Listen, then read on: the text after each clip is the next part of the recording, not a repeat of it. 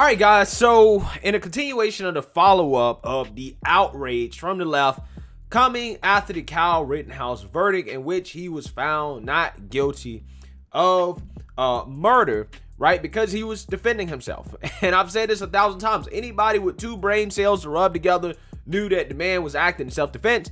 If Kyle Rittenhouse was found guilty of murder there, then there is no such thing as self-defense in this country, and the Second Amendment would essentially be obsolete.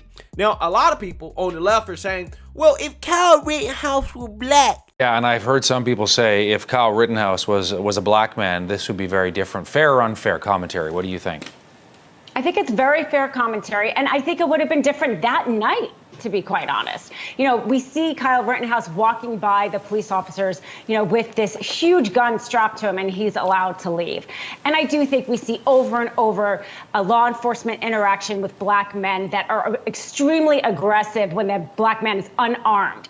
I don't think we would have seen him walk away at that point. He might have had a more serious altercation with the law enforcement that night. Never mind how the public may have viewed a subsequent trial. Dina Dahl, law crime analyst, joining us from Los Angeles. Kyle Rittenhouse, whatever. Oh, sir. Hands out of pocket, please. Me, Your Honor. Sorry about the hands. Yeah, Negroes. What do you have to say for yourself? Well, it was defense. Oh, man. He moved and came bum rushing. Just as I suspected. Just let it go. Yep, you're going to jail. What? You're going to jail. What do you mean? The black ass is going to jail. Don't worry about nothing. What? I don't have to look at the Excuse me, keys. sir? But it was defense. See you later. No. Life, mother. No. Get off Black me. people. Get off me. He wouldn't have got off on self-defense. He would have been found guilty, and he would have served life in prison, right? Because a black man can't act in self-defense in this country. Black people don't get the same rights and privileges as whites, right? The criminal justice system is systemically racist, okay? Now, I've heard that along with all types of crazy comparisons, right? People bringing up Tamir Rice, right? Bringing up all types of situations that really are not accurate comparisons, in my opinion, and really have nothing to do with the whole Kyle Rittenhouse situation, in my opinion. But we do have a situation here that actually happened basically on the same day, right around the same time as the Kyle Rittenhouse verdict. That, in my opinion, I think kind of disproves the narrative that if Kyle Rittenhouse was black, that this would have been different, and that our judicial system would have looked at it differently if Kyle Rittenhouse was black, as Mr. Andrew Coffey IV was found not guilty of murder and attempted murder in an Indian River County SWAT raid. Now, this, guys, is a story that comes out of Florida, near Vero Beach, Florida, in which you have Mr. Andrew Coffey, who was involved in a deadly SWAT raid in 2017, in which, you know, police officers came to his house at like 4 a.m. in the morning to serve a warrant regarding drugs, and they ended up getting into a shootout between Andrew Coffey and the police officers. Andrew Coffey's girlfriend ended up being killed in the exchange. He was charged with murdering her and attempted murder of the police/deputies that showed up that night. But now he's been found not guilty of murder based off self-defense, right? The fact that he was defending himself. Now, before I get more into this, guys, I want you guys to actually watch a clip from the local news media on this situation so you guys can fully understand the details of what happened here. Take a look. A Treasure Coast man accused and charged with shooting at deputies during an early morning drug raid in his home back in 2017 was found not guilty of murder and attempted murder, but was found guilty of possession of a firearm by a convicted felon. After a trial spanning multiple weeks, the jury reached their verdicts this afternoon in the trial of Andrew Coffey IV. Our Steve King joins us from Indian River County with reaction from both sides. Andrew Coffey's family and friends looked relieved when they found out he was not going to be spending the rest of his life in prison, but they looked shocked when they found out he could serve up to 30 years in prison after being convicted of possession of a firearm by a felon. We, the jury, find Andrew Jeff Coffey IV as to count 4, attempted first-degree murder of a law enforcement officer, Pat White, not guilty. Coffey was also found not guilty of killing his girlfriend, Alteria Woods, who was killed in the crossfire after police say Coffey shot at Indian River County Sheriff's deputies during an early morning drug raid in 2017. Coffey's defense attorneys reacting to the verdict. I'm exceptionally happy with the jury's verdict, and they applied the law properly, and they came back with verdicts that were just, that he was in a self-defense mode, that he was protecting himself, and that he did not know that these were officers outside. So I think he's vindicated from that standpoint. No matter what, he's never going to recover his girlfriend, and that's an emotional punishment that he will suffer the rest of his life. The sheriff says in part, quote, "It's disappointing that this jury did not see that the tragic death of Alteria Woods occurred as a direct result of the actions of Andrew Coffey IV.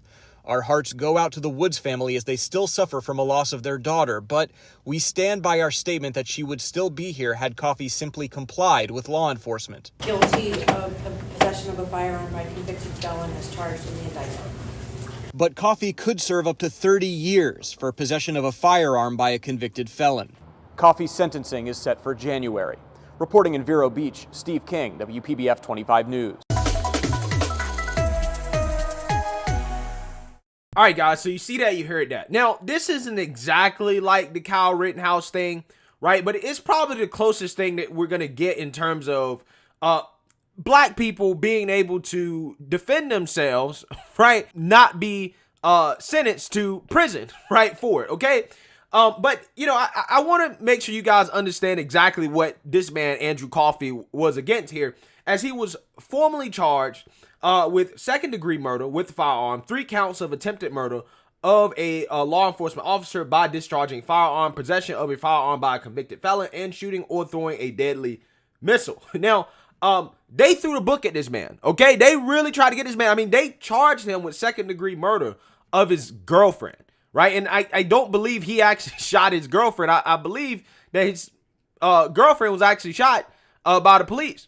However, they charged him with it because the grand jury gave him the true bill, right? They said it was actually his fault because allegedly, according to the sheriffs, Andrew Coffey shot first, which made the police shoot back, which resulted in his girlfriend being caught up in the crossfire, it seems like. Again, this seems very similar to the whole Breonna Taylor situation, to be quite honest with you. But regardless, they tried to throw the book at him. And the only thing they could really get him on was possession of a firearm by a convicted felon, right? But in my opinion, what this proves here is that the justice system works for so-called people of color, right? That black people do have a right to self-defense. And in my opinion, I think that this situation, this trial right here, was probably more of a toss-up than the whole Kyle Rittenhouse thing. I think that the Kyle Rittenhouse thing was shut and closed, clear-cut self-defense. This, on the other hand, is a sticky situation because it's he said, she said, right? I don't believe that we actually have any video evidence to support either side's claim here, okay? So to me, this kind of goes more against the narrative that if Kyle Rittenhouse was black, that somehow the outcome would have been different. Okay, because in a situation like this, where I think that it was a lot more ambiguous in terms of whether or not he was actually acting in self-defense, I think that this man getting off, him being black, well, he's not really getting off because he's still being charged with possession of a firearm by a convicted felon, but this man not being found guilty of second-degree murder or attempted murder of a police officer proves that if Kyle Rittenhouse is black, the same outcome would have happened, right? And that these juries across the country are not, you know, white supremacists looking to convict black people and to get white people off and to let white people kill folks without any consequences, right? Which is the narrative that the mainstream media is trying to put out there, okay? But, hey, like I said, they're not going to talk about this. They're not going to cover this. They're not going to address this at all because the outcome is not going to cause any outrage, right? And before I close here, I want to go back to the whole Breonna Taylor thing real quick. Because this situation reminds me a whole lot of that, right? This is basically Breonna Taylor before Breonna Taylor, okay?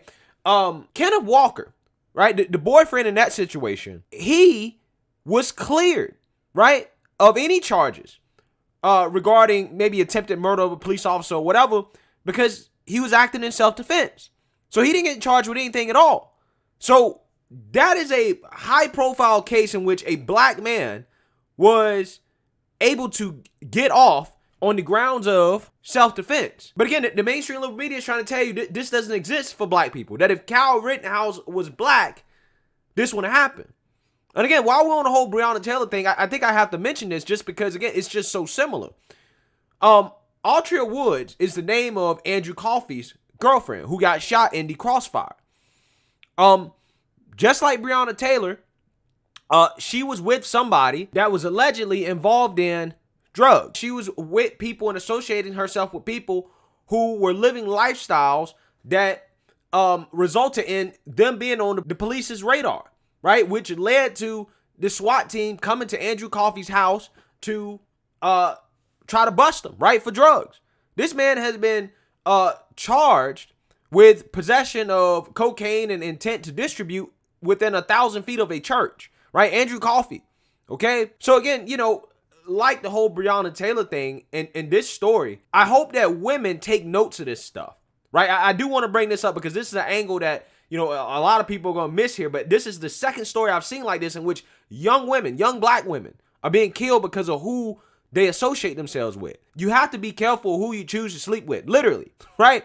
You have to be careful who you choose to be in a relationship with. When you're in a relationship with these drug dealers, these people, these felons, these people that are involved in these dangerous lifestyles, you put yourself at risk of being caught up in situations like this. But again, this is an angle that the mainstream media will not talk about. They claim they care about black women, but they won't talk about it. I talked about this during Breonna Taylor. I noticed the same pattern in this situation, so I'm going to bring it up again. Even though it's not the main subject, it is one of those things that is worth noting.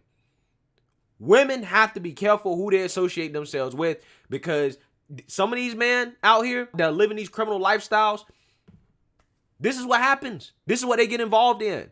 And even though you may be innocent, you may not necessarily be involved, just being associated with that person can lead to young women losing their lives like this. And this happens more often than people think, and we never talk about it. But again, the media claims they care about black women, right? They care about women so much, but they never want to talk about this. Maybe because it involves personal responsibility. They never want to talk about anything that involves that. But let me know what you guys think. Make sure you like, comment, and subscribe. Most importantly, share a black conservative perspective. Peace.